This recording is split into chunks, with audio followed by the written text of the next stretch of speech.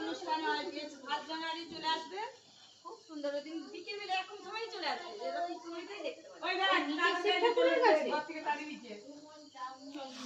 বলি কোন যাবে বাতাসা এই সন্ধ্যেবেলাটাই দেখতে পারে। 5 জানুয়ারি চলে আসবে, সন্ধ্যেবেলাটা খুব সুন্দর।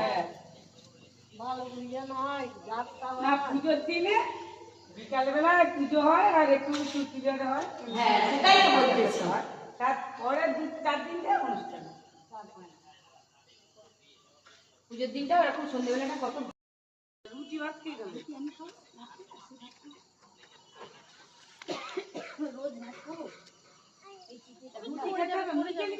এদিকে শিব মন্দির আছে না?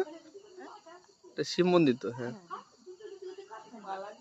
আমি একা হলে করতে ওই আছে বলে তাই একা আমি এটা খাই। মাছের চাল আছে আর যেটা সিনেমা ঘরে থাকলে জানা